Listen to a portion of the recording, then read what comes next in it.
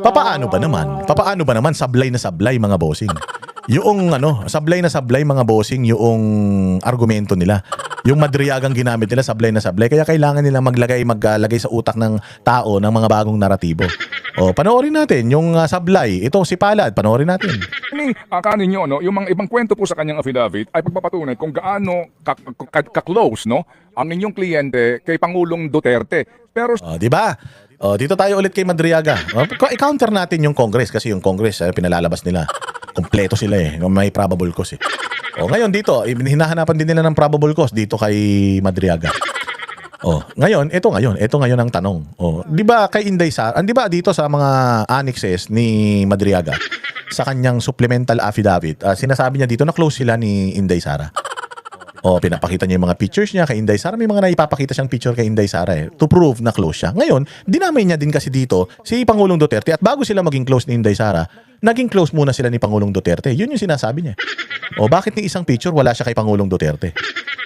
Kahit man lang sana nasa likod, nasa gilid. Kasi ako, sabi ko nga sa inyo, noong nakaraan, nag-gift giving kami. Nag-gift giving kami kasama yung ambassador ng China. Sabi ko nga sa inyo pwede ko nga sabihin na close kami ng ambassador ng China, ang lapit namin dalawa may picture kaming dalawa. Ngayon dito, paano mo mapuprove na close sila ni Pangulong Duterte? Ni isang picture, wala sila. Samantalang kay Inday, nagpapakita siya ng picture. Dito, hindi siya makapagpakita ng picture kasi hindi talaga sila close. Hindi ka anak. Hindi ka kilala. sa mga annex po na aking, baka lang kulang ito, pero sa lahat ng annex na amin pong na-print, bahagi ng affidavit ng inyong kliyente, ni isang picture with the president, former president, wala naman dito, kung hindi lang, well, yun po, no, yung kanyang isip na, na grupo at ilang pang mga pangangampanya na ginagawa during the time of the campaign. Tinanong ko rin po yan sa kanya. Ang utos sa kanya is discreet behind the scene ng operation. Hindi ho siya mahilig mag-selfie katulad ng ibang mga abogado. Anong ibang abogado? Hindi naman abogado. Hindi naman abogado yan Si Madriaga bar flanker, ba't mo sasabihin mag-selfie katulad ng ibang abogado? Ibig sabihin, attorney, inamin sa'yo ni Madriaga na wala siyang ebidensya na makapagpapatunay na close siya ni Pangulong Duterte. Walang text message, walang kahit anong dokumento, CCTV footage na magbibigay ng lakas sa kanyang sinasabi na close sila ni Pangulong Duterte. Ba't pinakinggan mo? Abogado ka Siyempre, kapag abogado ka, dapat ang una mong hinihingi, ebidensya. Ano ebidensya natin? Paano natin papaniwalain yung korte o yung mga huwes na talagang close kayo kung wala tayong papakita? Kwento lang, sasabihin lang natin, close kami, pero wala akong pruweba. Tangina mo, paano kita paniniwalaan? Hindi, kasi sabi niya sa akin, maging maging discreet lang ako. May papakita ka bang ebidensya na sinasabi niya sa'yo, maging discreet ka lang? Wala rin.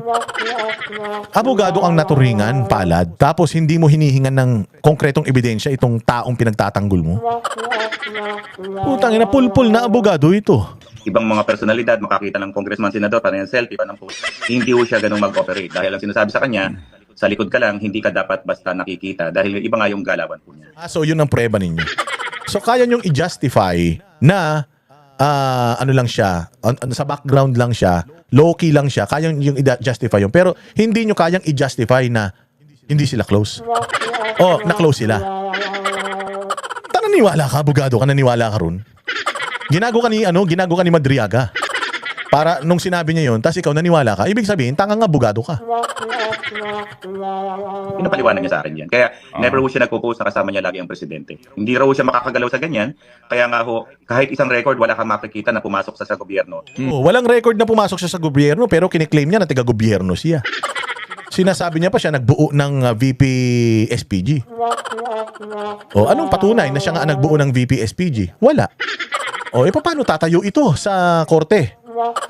Paano mo siya ipagtatanggol, sir? Paano mo siya ipagtatanggol kung wala pala siyang may papakitang ebidensya kahit sa'yo? Walang pruweba na taga-gobyerno siya. So, paano siya naging taga-gobyerno? As an employee talaga. Special operation po yung ginagawa niya Okay. Kung may utos, implement. Ganun lang lagi siya. May sinasabi po siya dito na ikanya yung mga accounts na binuksan sa pangalan niya opened by people close to PRRD. Who are these people, attorney? Ano po yan tinawagan siya ng PRRD, may nabuksan ng bank account sa pangalan mo sa ganyang mga bangko. Pucha, pwede ba yun? May nabuksan na pangalan sa account mo dito. Pucha yan. Alam nyo, mga bossing, may mga bangko ako. lahat ng mga bangko ko, pumupunta ako doon para mag-fill out ng form at sinisi-ay pa nila ako. Hindi ka rin pwedeng basta-basta makapag-open ng account. Oo, tinitingnan muna nila yung credit standing mo. Oo, kung may isang pagkakataon na nag-apply ako ng checking account sa isang bangko. Tapos nakita nila na meron akong isang credit card na hindi ko pa nasisettle. Hindi nila inapprove, mga boss, yung checking account ko. Dahil meron akong isang credit card na hindi pa settled. Ganun kahigpit ang bangko. At saka ang bangko, kukuhanan kanya ng picture. Kukuhanan kanya ng mga specimen signature. Alam mo naman yan, bilang isang abogado, alam mo naman siguro yan, nagbabangko ka. Hindi ka naman siguro taga-bundok nang binabayad sa'yo, saging lang, tsaka kamote. Napupunta ka doon pag magbubukas ka ng account. Oo, ikaw ang maglalagay kung ano yung mga security features na kailangan mo para doon sa bangko mo. Pwede ba yun? Boss Dada, pumunta ka sa bangko na to, may account ka dyan. Gago, ano account? Wala akong account dyan. Hindi, pinagawang kita ng account. Puta, paano nangyari yun? Kahit saang bangko, kahit sa Timbuktu, sa Africa, o sa bangko ng sa disyerto, utang na hindi ka pwedeng mag-open ng account ng basta-basta na lang nang hindi ka nagpupunta roon. Napakalabo po noon, hindi pwedeng mangyari yun. Magpepresenta ka doon ng mga identification mo. Kaya nga marami sa probinsya, mga bossing, sa probinsya, marami doon ang ang mga pera nila nilalagay nila sa baul, nilalagay nila sa unan, sa aparador. Kasi nga mga bossing, pag pumunta sila sa bangko, lalo yung mga magsasaka, ano nga hanapin sa'yo? ID. Wala silang ID. Ano nga hanapin sa'yo kung ano-anong mga birth certificate, passport, ID, valid ID, proof of billing. May mga ganun silang hinahanap. Sa karamihan sa mga kaibot-ibuturan, kaduluduluhan ng Pilipinas, hindi kayang mag-provide ng yan. Kaya nga, pag may pera sila, saan nila tinatago? Sa baul. Ito problema. Kapag yung pera na matagal-tagal nilang tinatago, biglang nagbago yung mukha ng pera, hindi na pwedeng gamitin yung mga pera na yun. Nawawalan ng visa yung pera na yun, mga bossing. Hindi kasi sila makapagbangko dahil nga wala silang mga requirement. Tapos sasabihin mo na si Madriaga, special case siya. Pwede siyang mag-open ng account kahit na wala siya. Presidente lang si Pangulong Duterte ng Pilipinas. Presidente lang siya ng Pilipinas, di siya presidente ng bangko. Kahit ang presidente ng bangko hindi kayang gawin yan. Hindi pwedeng gawin yan. Walang bangko ang magse-certify netong testimonya na ito. Walang bangko ang mag-a-agree, lalong-lalo na yung mga binanggit niyang bangko na nag-open ng account under his name nang hindi siya pumupunta doon. Natatandaan niyo si Jose Pidal, si Erap. Yung Jose Pidal na yun, mga bossing, yung account ni Jose Pidal, si Erap mismo nagpunta ron para i-open yung account na yun.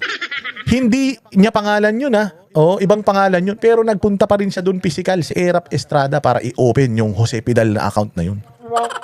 Ganon ka-special si Madriaga. Putang ina, si Superman siya. Ano siya, kanang kamay ni Jesus? Exempted siya? Ang pinakamasaklap, abogado ka, naniwala ka, taga-bundok ka ba? Papasukan ng pera yan, mag-withdraw ka. Of course, we don't expect PRRD himself to open the bank account. May edad na yun, hindi yun pipila sa bangko para magpabukas. The most... natural. Ba't siya magpapabukas ng bank account lalong-lalo na kung hindi sa pangalan niya? Ako si Erap, ako si Boss Dada, presidente ng Pilipinas, magbubukas ako ng account para kay Jay Guevara? Pilay ba si Jay para hindi niya kaya magpunta ron? Yung the most logical conclusion is that binuksan to ng mga tao na malapit sa dating Pangulo. The most logical conclusion? Hindi pwede yung logical conclusion. Hindi ka dapat nagko-conclude. Dapat beyond reasonable doubt. Abogado ka eh. Dapat walang butas. Beyond reasonable doubt nga eh. Kailangan makonbinsi mo ako nang walang pag-aalinlangan na tama yung sinasabi mo. Kung logical conclusion lang ang ginagamit mo, putang ina niyan, butas yan. Abogadong tanga. Di man ako abogado pero hindi ako kasing tanga mo. Ang sabi sa kanya, may account ka dyan, pumunta ka, mag-withdraw ka. May papasukan ng pera yan. Nasa hinagap niya, dyan papasok yung pera for money laundering purposes. So, at ang Ted, linawin ko lang sabi nga niya, hindi ako nag-a-apply ng mga bank account opening dyan. Pag sinampi ng mga bank records na yan, wala kang makikita dyan na nag-fill up ako, yung mga submission ng mga... Yun naman pala eh. Anong waiver ng bangko ang pinipirmahan ito? Ulol na ito. So, ito sinasabi na naman niya na meron akong mga bangko dyan. Oo, may pangalan ako dyan. Pero pag tinignan mo, wala akong application dyan. So hindi ko kayang patunayan na naman yan. Hindi niya pala kayang patunayan tapos ginagamit yung ebidensya. Ano kayo, abno? Kapag nag-open tayo, di ba? Marami tayong pinipirapan. Hindi niya raw na-experience yan sa mga bangkong yan. Basta may pera na lang dyan, may account siya. So, yung mga specimen Basta may pera na lang. Ano yung magic? Ano yung bangko yan? Bangko sa Hogwarts? Bangko ni Harry Potter yan. Putang ina, nagaganon lang siya. Nagkakalaman ng pera yan. Gago rin to no? Abno. Ni Chur hindi na hinihingi ng bangkong ito na binabanggit sa kanyang affidavit at ang nangyayari lang, tinatawagan siya mismo ni Presidente sa telepono, instructing May him account ka na. to go to the banks. Ganun po. Yes, ganun na nangyayari. Sinasabi nga niya, minsan pag magwi-withdraw siya, hindi na siya pumipila katulad natin na uupo pa tayo, may number. Minsan daw pagdating niya ron, nakaredy na yung pera, kukunin niya na lang sa money. Gago, hindi withdraw yun. Pag nag-withdraw ka ng pera, ikaw ay magsusulat ng withdrawal slip. Kung magwi-withdraw ka ng pera, pupunta ka sa ATM, magpapasok ka ng ATM, magkikiin ka ng PIN code. Kung doon ka naman over the counter, may withdrawal slip doon, magwi-withdraw ka over the counter. Kung pumunta siya doon para kunin na lang yung pera, tanga, hindi withdrawal yun, pick up yun. Bobo. Tanginan to, inuti. Labugado pa naman, tatanga-tanga. Tanginan pa, paano pumasa ng bar ito? Baka kaklase ni Claire Castro to Hindi withdrawal ang tawag doon, pick up ng pera yun. Tragis yan. Metas, i-receive niya. Meron pa siya mga kwento, allegation na nakakita na rin ako ng checkbook niya. Ang recollection niya, pumipirma siya ng mga cheque in blank. Kaya pag may withdrawals doon, pick up na lang ang pick up, withdraw, tapos deliver sa ibang location. Diba, putang ina, kagaguhan. O, dyan pa lang, palpak na eh. Hindi kasi umano yan, hindi umubra ang argumento nila na yan, support yung nila, missile nila na yan. Kaya ngayon, naghahanap sila ng may dadagdag pa sa paninira kay Inday Sara. O, eto pa, isa. Binasa niyo ho, Congressman, ito pong 24 pages na kanyang supplementary affidavit. Ano po? Yes po. Opo. Binasa. Si Chua to yung congressman na kawatan daw. Di umano dyan sa Maynila. Sabi ni Isko yun noon, pero ngayon iba na. Iba na yung ni Isko. Iba na, magkaibigan na sila. Anyways, sabi niya, binasa daw niya yung mga affidavit ni Madriaga. O, tapos? Congressman, kasi kung pwede kayong magtanong sa laman lang ng affidavit at sa kanyang mga annexes, may interesting ditong sinasabi siya Number 27. On another incident, I was informed by PRRD that 2 land bank managers' checks which were to be delivered to one of our safe houses in Eastwood, Quezon City in the amounts of 84,200,000 pesos and 4,800,000 pesos respectively were issued under my name. Copies of the 2 land bank managers' checks are here to attach as annexes A and A1. Alright. To prove the aforementioned allegations, I am willing, etc., etc., etc. Pero, did you check the annex, the said manager's check? Ayan binasa daw ni Chua. Sa manager's check, meron daw perang cheque in-issue si Pangulong Duterte para dalhin sa safe house sa Eastwood. Na-check mo ba yung cheque? Ano sabi ni Chua? Kung ano mga pecha nito? Yung annexed po niyan ay nandoon, hindi ko po napansin yung petsa. Utanginan yan. Binasa mo, hindi mo napansin? Chua, binasa mo, hindi mo napansin? Nakala ko ba binasa mo? Tinanong kayo, binasa niyo po ba? Oo. Okay. Ito po kasi dito sa number 27, may mga annexes yan. Chinek mo yung mga dates? Hindi ko chinek. Putang ina niyan, binasa mo, hindi mo chinek. Anong klase yan? So, ibig sabihin talaga, putang ina, hindi din ginawa ng Congress yung due diligence. Yung pag-scrutinize, hindi rin ginawa ng Congress. Kasi, sa date dito, 2023, hindi na presidente si Pangulong Duterte noon. Hindi na siya presidente noon. At saka, nung ibinigay sa kanya yung mga cheque na yan, di umano, putang ina, nakakulong na siya yan. Nahuli na siya ng PNP niyan bilang isa sa mga pinakamalupit na sindikato ng kidnapping sa Pilipinas putya, nagkamali sila doon. Kaya ngayon ito si Chua, hindi niya alam kung paanong lusot ang gagawin niya rito. Kasi Congressman, yung sinasabi niyang manager's check, na ang amount nakapangalan sa kanya land bank ito. Alright, 84 million.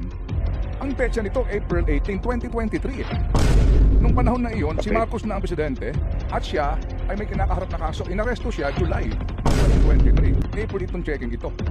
Paano nangyari? Alam niyo, medyo wala nagtanong nito I think this is a valid question.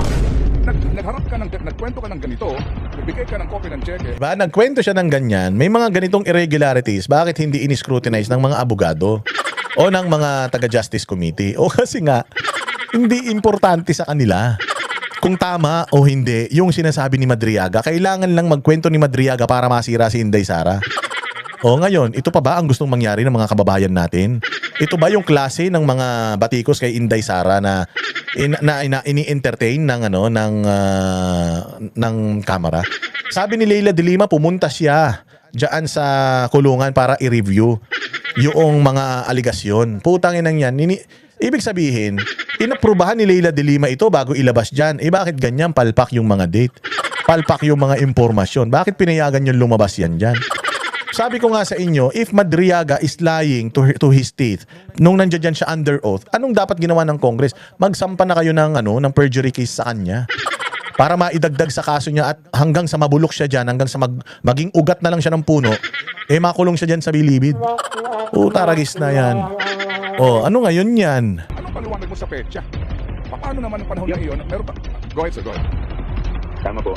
Yan po kasi hindi naman po yan natanong doon sa ating hearing. So, siguro yan, matatanong na po yan pagdating po sa trial. Tayo dyan. Matatanong yan pagdating sa trial. Akala ko ba naghahanap kayo ng probable cause? Akala ko ba bini-verify ninyo yung mga ebidensya kung tatayo ba sa korte? So ibig mong sabihin, pinagsalitaan nyo dyan si Madriaga nang wala naman pala talaga kayong gagawin? So ibig sabihin talaga, walang ano to. Ibig sabihin talaga, itong ginagawa ng Congress na to, paninira lang to kay Inday Sara. Kasi nga, sabi ko nga sa inyo, buti sana kung kasing tanga ni Chuway, lahat ng Pilipino, na hindi mapapansin ito. Si Ted Pailon nga lang yan, napansin niya yung mga irregularities Lalo pa kaya yung mga abogado ni Inday Sara. Paano niyo sasagutin yan ngayon doon sa impeachment court? And the reason why, hindi nila inaakyat sa impeachment court, kasi nga, mapapahiya sila pare-pareho. So, they will milk on this. Talagang gagatasan nila ito ng sobra-sobra, mga bossing. Para lang masira si Inday Sara. Kami ang boses ng masa, hindi natatakot. Katotohanan lang, di kami nalulunod. Walang bahid ng sismis, lahat ay totoo. Kahit sino ka pa, pag mali ka babanatan ka.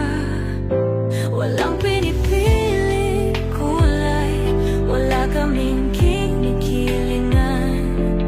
Basta para sa bayan, kami lalaban. Pag tama palakpakan, pag mali banatan. Di matitinag, di matatakot, para sa bayan tuloy ang sigaw. Sa harap ng kamera, walang halong takot. Mga baluktot, lahat kayo'y tutumba.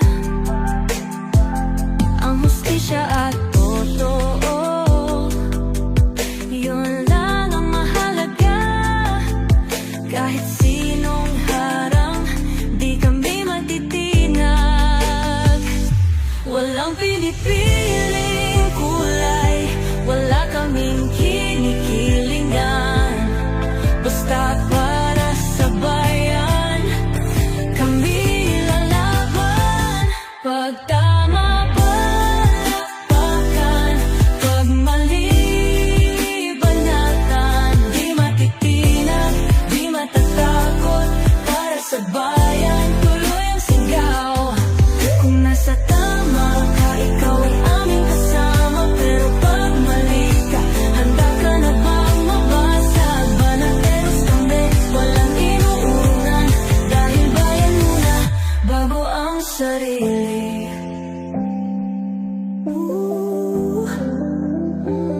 Bago ang sarili.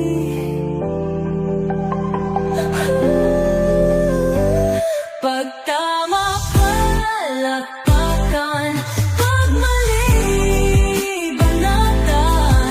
Banateros ang sigaw, katotohanan ang laban.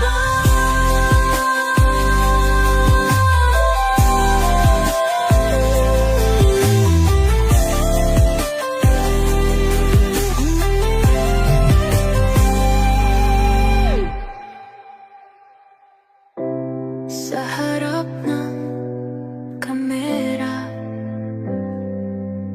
wala